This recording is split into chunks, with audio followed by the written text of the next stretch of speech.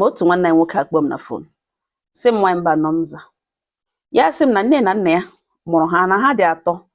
na ya nwoke dị ọkpara ya nwa toro ka osogodi ọkpara ka osogodi ọkpara tozie ke nta na nwaanyị dị only daughter ya kwana ke nta ọ ya ka ha nọ enwe banka ya na ya bụ dị na mma ya eme introduce to nne na nwanne ya nwoke na ada nne ya ha anabatacha ya ji ịhụnanya nabata ya ọ ya ka o ruru otu ụbọchị ya kpọkwụrụ diary this lady ebe o detughị nta na Morocco ihe niile wụ ihe o mege na otu o si emege diary ya ihe ahụrụ dị ya wụ ihe eji ọ na-ekwu ebe a ka this lady detuchiri clients ya niile account number ha ka ebi ebe obi otu o si na service ha ya wụ na ya na ha na-enwe mmekọ ma ndị ke nọ outside Nigeria mmadụ ka nke list akụga this thing kụga ma ndị ka ewere ole ha each one of them rela ya elu o dechara date dekwena nke ọ like ka dekwena do ebe de that's big meat me de small meat ọ degecha ha ka o dere the account number de ego ụlọ account ego ya nọ na account ya ego ya nọ mgbe ya sọfụ mgbe ya na-amatara ya gocha de tin onye ya ọnụ the daily ya lọta ya were the direct ọ gịnị ka o nwere kọwatara na ihe ndị a o dere ebe ọ rịọwa ya si ya biko na ihe ahụ ihe ya na-eme ka ejiri iche target ya na-eme ya for promotion sake ka ya nwee nkwe nweta promotion ya gwawa ya si really na ọ na-eri iche target achọ promotion na whole bank institution ga-apụta one day sack ya ka o ji ahụ ya na service customer ndị bank no not the too much no akwụghị salary ya akwụghị salary mana ya nwere target ya jụwa the lady na ọ ga-step no down because of ihe ọ nọ na bank ahụ arụ gasị ọwa ọrụ ya like izi the lady asị ya mba na ya reach wele target ya na ya gala too far ịbịa step wa down ya so okay in that case na ihe ya na ya bụ na-eme na ọ gwụla ofile na ihe ọ ga-arịọta nwunye na abeg ya jụ dị serious end ya the relationship the next no meziri ya ga-ewere ego zụọ mama ya zụọ nwanne ya nwoke apọmpụ ha ego eme ha ka like enweghị ike na ala aka anything na onye ọ na-azụta nhụwụ adanne ya because adanne ya nọ on his side na adanne ya hụrụ ya n'anya kemgbe ụwa ọ ya ka ha na-eme nga ya ebi nwanne ya nwoke nọ ntara kwara kwakwute na mmasị ya bịa na ya nọrọ ya elekiri ya enweghị ya kpọrọ ya so nsogbu na ọ nwere n'ụdị ọda room na ote ha shibiri oshizi n'ụlọ na-aga na shop aga business ke o ruo one day na enwere business kpọrọ ga Lagos business and supply business the person si ya bịawa na ya bịa ka ekwuo maka supply na ote shi eme the business ya gawa lee anya ya gwa the person si na biko na ya chọrọ ịga bank on Monday ga-ewere ATM card na ATM card ya na o mee expire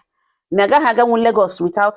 ejing ATM card ya the person asị ya na Monday na ọ ga-adị ihe ga-emebi by Monday na onye nidere ịhụ na anọ around on Saturday so na ya bịawa and eshi akụkọ akụkọ awụ na Thursday a na-asị ya bịawa Friday ya were first bus Friday morning bịawa ya elege ihe ka ahụ lee cash ya nwere dịrị enough erepụtara ọ dịrị enough ịkpọrọ ịga Lagos lọta mezi werezi ego ya nwere kpakozie onwe ya ọnụ gbazie first bus the next morning wo Friday gawa Lagos then n'ime moto nọ ntara ya nọ enwekwara nwa agbọghọbịa nọ ketere a young lady mara nnọọ mma dị well dressed decently looking ọ mgbe mmanya kpọrọ ya na phone na-ekpere ya ekpere kpechara ya ekpere na-enwe onye ọzọ kpọ ha kwara na nwa na-awụghị mmanya ahụ kpere na phone na-ekpere ekpere n'okporo ụzọ rube ekpere ya isi na ụzọ gbakwara ya mma ya sị amen mma amen ozugbo zachara ka ọlụ mma ya etinye phone ya n'akpa gently ya bịa gwawa ya sị na onye kpegara ya ekpere ya sọ mmanya na ọtọ na-eji ekpe na mmanya dị religious na mmanya na-ekpe ọchịwa ya gwawa ya sị gwakwana mmanya na onye na-enuketara na city n'idikwere dị ekpere the lady achịwa na Chineke napụta ya na ọ ga-anapụtakwa ndị nne na bọsa n'otu aka ha shi ya eshi mepe conversation with this lady jụwa ya ajụjụ ihe niile ọ sara ya juru ya anya ọnụ mmiri okwu ya juru ya obi moto ha mebiri arụcha anya mgbe ha na-erute Lagos oge agaala chi ejie litiri arụ ọna the lady ajụwa ya sị na onye ọ chọrọ n'ụbịa kpọla the person around 3 o'clock ha ka nọ n'ụzọ na-abịa na that guy ya na ya kwuru ebe 3 o'clock till that now n'abalị Igbo ya na ya jụrụ ya na nọmba da gaghị agabịa enwetabeghị ọ na-ere ngizi ha the lady asị chai na ihe ọkọ ji enough money ga-ezuru ya lodge na ogodo ya were one room maybe phone onye ahụ dị down ya sị mba na ejighị ATM card ya na ya gwara onye ahụ na on Tuesday ka ya bịa ije so that on Monday ya ga-aga were ATM card ya mere expire Osia mba na onye akwesịrị ịhụ na agahụ ya na Saturday na ya bịawa ije tawo Friday so that tomorrow Saturday morning ka agahụ the person. Osi ewu na ngwa nsogbu anọ n'ọwụ ebe otu a ka o shiri dị na ihe mere nụ na ya ga-eso ala n'ụlọ ya na ebe ọ ga-ehi awụhụ problem na ọ chaji phone ya try wakwa the person ọ ga-enweta at least before chi na-ehu na ọ ga-enweta the person. Yes, okay. Na obi na around ya sị mba na nwa landlord ya na-agba Uber na mgbe ha ritu ya kpọle si ya biko bịa be pikiri ya na ọ bịa ọ nọ n'ụzọ na-abịa. Yes, okay. Ọ rakwana ha ahụ the young man abịa ka ha ruo n'ụlọ ya wụ na obi self-contained. The lady asị ya hit ere mmiri kubesi asa ahụ mere eri si edoro n'elu bed dị comfortable ka ya nwa gaa hie with neighbor ya no me were jo ma sleeping wear ma gịnị na ya ga-asa ha ebe a were jo ma silk dish ya manụ gawa that side. Ya leke nwa ka elarịcha room ya very neat. Or it's not like ya kpere na ya na-abịa ya dress ụlọ ya wụ otu ụlọ dị before ha bata na ụlọ ya dị neat. Ọ na-abụrụ ya kpegakwa na onye tụrụ ya bịa Lagos tili chehu nọmba ya agaghị aga. Ụta ka ihe anọ emeke ya si dị gị na ya ga-abịa lawa ebe o rupụtara ya gbanyụọ phone ya mahụ mgbe ọ dị ready ọ kpọọ ya ka ya lawa ya bịa fall in love. Gwakwana nwatakịrị otu ihe feel gị dịga ele achịwa sị na ihe niile megị na ehọrị na nke ọ bịara na ọ ga-ebuza gachagodo ka ahụ before. Okay, nwa amaya aka na akpa wepụta 5,000 naira nye sie were ṅụọ mmiri n'ụzọ nke si moto mebie na ihe ewu long journey enwe ya ma ihe ọ nọ n'ụzọ na-eche ya na-akpe propose pụga nwa na ya ekwe ha ekwe nwatakịrị ada kakabakara na ya like kwukweni ya ya bịa mee introduce the day ya kpọrọ nwa ga-emere nne na nwanne nwaanyị na nwanne nwoke introduce lekwe nwa ya chọrọ ịlụ mmanya gwawa this lady that na ọ dịghị welcome na enwebene ka ya na-arụ na bank ya gwawa mme n'ihu the lady kwa ya gwala na ya chọzi ya end their relationship with that lady gwa ya na ya gwala that lady lawa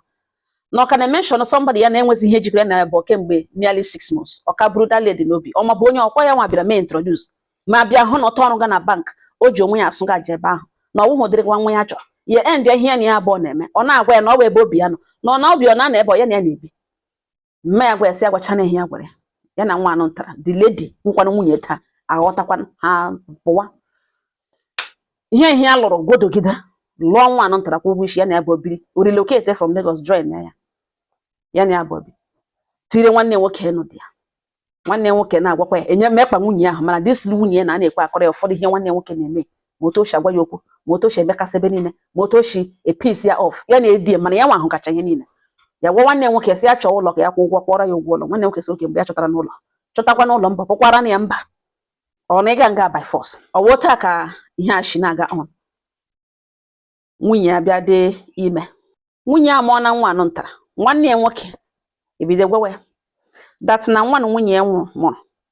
na ya ma ote nwunye ụdịka kọlụ nwunye na-eme na ọ kpọrọ nwa na ugbu a nwunye ya mụrụ gaa ụlọ ọgwụ ha si ya na ọ ya nwa nwe nwa na ọ na-eme ọcha jisi ya na o wepụ ya ka nnukwu na o doro ya na nwa na yichere exactly one of those guys ya na ahụ ebe a ọ si ya sị gwa nwanne nwoke sị ya na ọrụ ka isi adatọ ya mma nwunye ya ewe ọnụ legere gbawazie ya nwa si na ihe ga-eme ka hapụ ịga DNA test ọ dịghị ya sị ya sị no na ọhụrụ this type of allegation ya sị ma ọ bụrụ na ọ gbadechi okwu n'ala ike the family ga-ahụta ya may accept na nwa na nwoke ya na ọ dị mma ka nga anụrụ fọta nshi ka nụrụ ga-asachachi na ngwa ka ha gawa ọ gịnị ka a na-akọ eme arrangement ha gawa result apụta ya bụrụ na nwa nwunye ya mụrụ ọwụ ya nwa nwa ya ele nwunye ozugbo result ahụ pụtara ihe nwunye kwuru the whole thing is making sense now really so now I know now ihe nwaanyị a kwuru bido kpebe akwa n'ebe na ihe a nwunye kwuru abịa mee ya ghọta na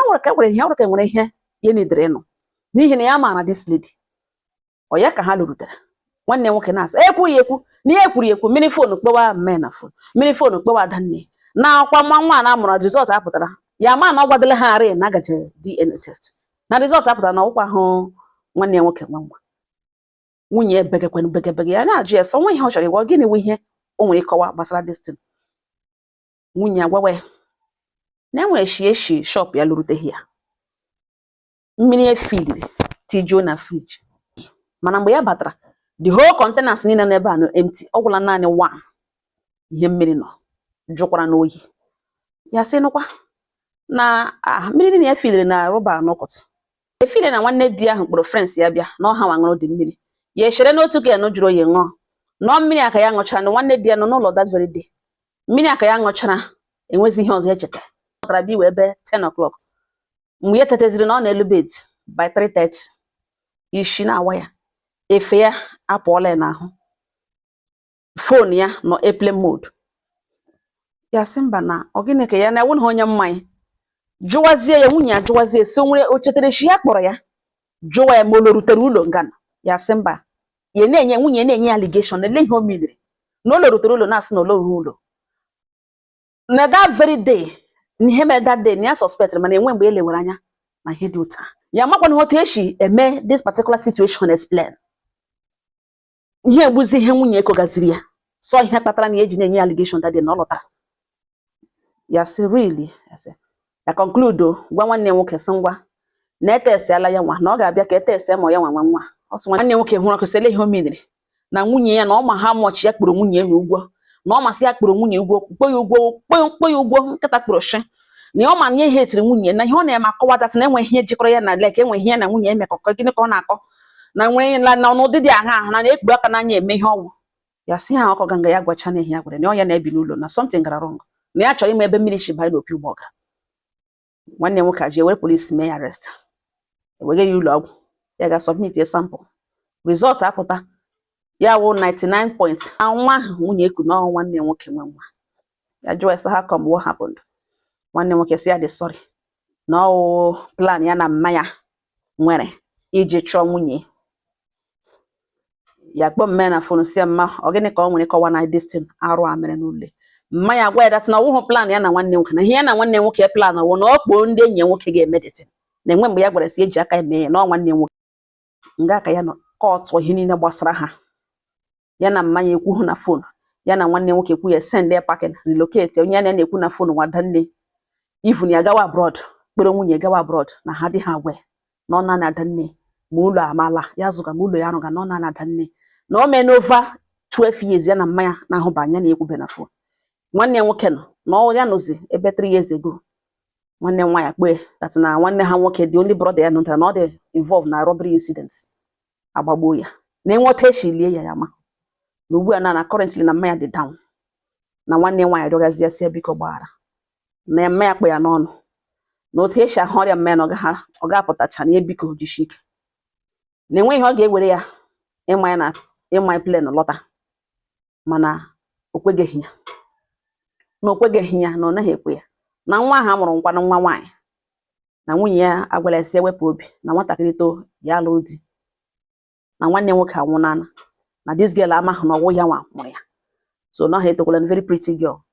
na m juderele ya mba ụwa na nne mmadụ ga-emecha ihe n'ugbu ene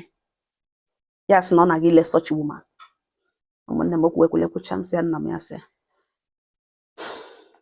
ọnwụ dịrị onye ọbụla gbajeme ka ị ga lee ya ọmọda emene gị isi ka na-ewe iwe nwanne nwoke anwụọ na ọgụ dị only son o nweziri jishi ike ga lee ya gbaghara ya ụfọdụ ndị nna anaghị aghọta jishi ike biko adịrịla ya azụ enwe ihe mere ya enwe mgbe ị ga-erute na ndụ gị regret asị makwara na a ga-ehụ nwaanyị bifo ya na-eme ka ọ na-eme gawawa ebe ihe niile ha mere ha separate wụhụ gị na nwunye gị ụnọ nọ n'obi ọma ịmụchikwala n'ụmụ nhụ nwanne nwoke ya mụkwara na nwa ya ọgwụkwanụ nwa nwaanyị echi ya lụrụ di enweghị ihe o ketara itumuru ya lụrụ di ọ mbata akụ hapụwawa Chineke na-eji aka ya eme ihe ụtọ chọrọ isi eme gawawa biko ụmụnne m ọhịa ọsọ mbe bịa gbotere ọnụ ka enye m ọnụ imagine ihe nwanne mere nwanne ụfọdụ ezinụlọ ihe anaghị ha na-arịa nwa okorobịa gasịlekwa onye ya na-ebi ọ choice ya ọwụhụ choice ma mana sometimes ụfọdụ family na-efeel that na ọ their right to decide for you lerukwa anya mara ka ị na-eme ọ nga ọha na m n'ọnụ udo dịrị ọnụ